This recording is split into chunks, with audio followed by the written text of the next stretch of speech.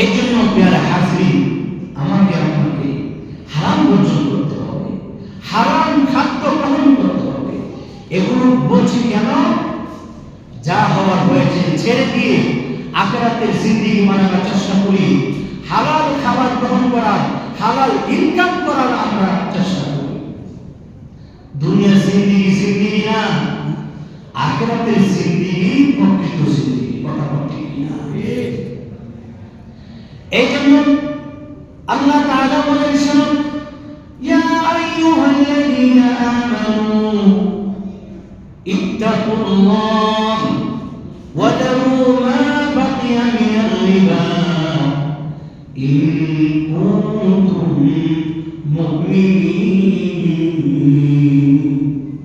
আল্লাহ তাআলা বলেন, হে মুমিনগণ, হে পয়সার মুসলিমরা, ইত্তাকুল্লাহ, আল্লাহকে ভয় করো, ওয়া দারু মা বাকিয়া মিনার রিবা, যত বকেয়া সুদ আছে সমস্ত বকেয়া সুদ ছেড়ে দাও, সুদ পরিহার করো।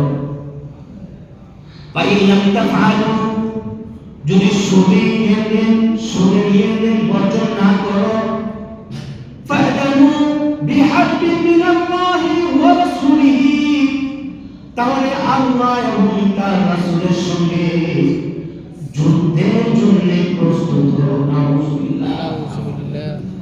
আল্লাহ এবং তার রাসূলের সঙ্গে যুদ্ধ ঘোষণা করে কেউ যদি টুপি লাগায়, দাড়ি রাখে, নামাজ পড়ে, যত ইবাদত বান্দিগি করে, আল্লাহ দরবারে কবুল হবে?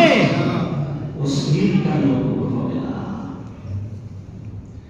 এই জন্য আল্লাহ নবী বলেন, শোনো, লা'না রাসূলুল্লাহ সাল্লাল্লাহু আলাইহি ওয়াসাল্লাম আকিলা রিবা ওয়া মুকিরাহু ওয়া শাহিদাইহি ওয়া কাতিবাইহি, যারা সুদ খায়, সুদ দেয়, সুদের সাক্ষী হয়, সুদের চুক্তি নামাকে, এক কথায় যারা সুদের সাথে জড়িত, আল্লাহ নবী বলেন তাদের উপর অভিসম্পাদ। নাউযুবিল্লাহ।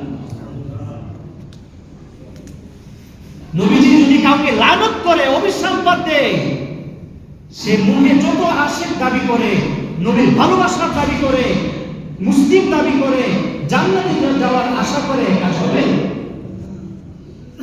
আল্লাহ রাসূলের সঙ্গে যুদ্ধ ঘোষণা করে এবং নবীজি যাকে অভিসম্পাদ দিচ্ছেন, লানত করছেন, সে কোনদিন কারো জান্নাতে যেতে পারবে না।